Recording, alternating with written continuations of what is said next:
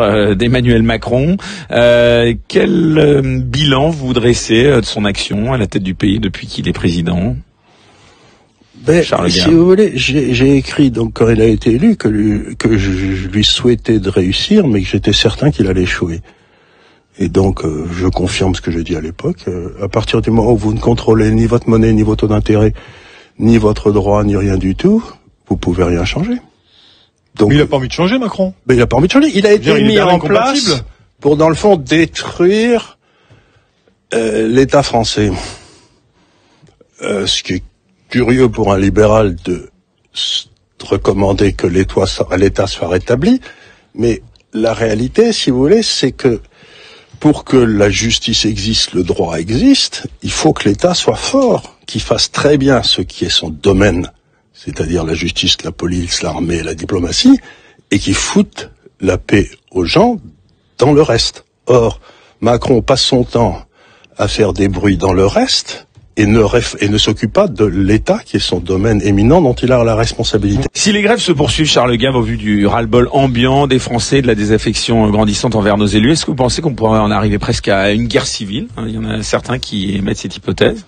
Oh, j'ai écrit pas mal de textes dans lesquels je disais que oui, c'était tout à fait possible. Mais est-ce que justement le gouvernement est pas en train de nous pousser vers une guerre civile? Moi, quand je vois les débordements des dernières manifestations jeudi dernier et samedi, et ce qui s'est passé dans la rue, avec des gens qui, quelque part, frappaient sans raison une population pacifique, est-ce qu'il n'est pas en train de nous pousser vers une guerre civile? Est-ce que derrière, il n'y a pas une idée de mettre en place un système qui va leur permettre de verrouiller encore un peu plus?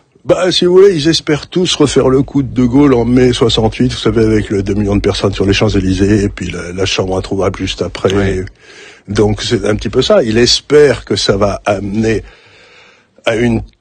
justement à de tels désordres qu'on va être obligé de refaire des élections législatives et que la bourgeoisie va voter pour lui massivement, c'est évident. Oui. Revenons un peu sur Emmanuel Macron. Il y a quelques jours, quelques semaines, on recevait sur ce plateau Marc Andevel pour son livre Enquête, donc qui s'appelait Le Grand Manipulateur. Il dresse un portrait assez terrifiant d'Emmanuel Macron, le qualifiant d'homme dur, sans affect, obsédé par le contrôle, et j'en passe. Vous y voyez du vrai, vous, dans cette description? Moi, personnellement, si vous voulez, j'ai toujours pensé que Macron était bête. Ah. Pourquoi? Pour une raison très simple, si vous voulez, c'est qu'il a raté 3 fois Normal Sup. C'est vrai. Il a raté 3 fois Normal Sup, il est passé à grand coup de transpiration à l'ENA, et ensuite on l'a fait monter dans l'inspection des finances pour qu'il devienne... Mais c'est un homme qui n'a aucune intelligence des situations. C'est-à-dire que il est juste... un but de sa personne. Un but de sa personne, et persuadé qu'il est quelqu'un de tout à fait spécial. Moi, j'ai toujours dit, cet homme est idiot.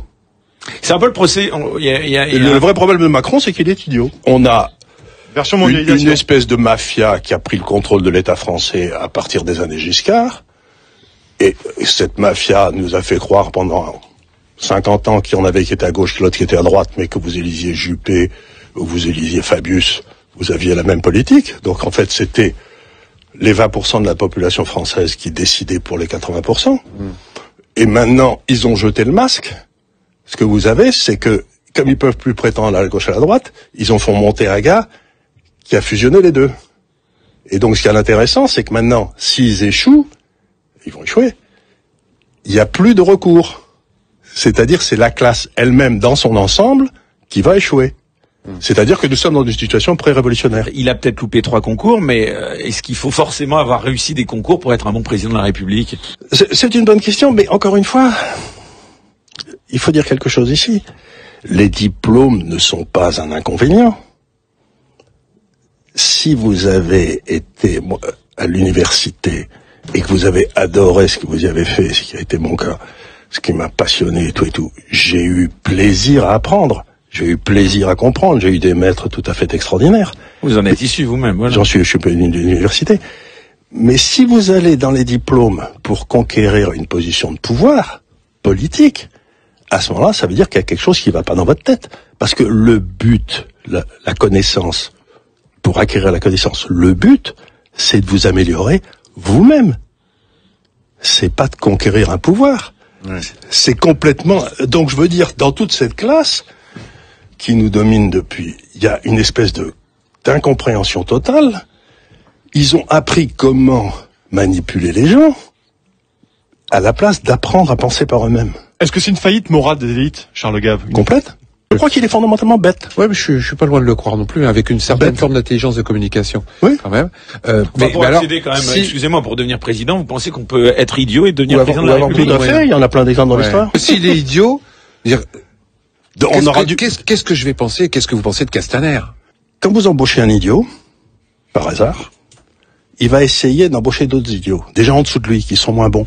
Quand vous embauchez un type intelligent, il va essayer d'embaucher des types plus intelligents que lui.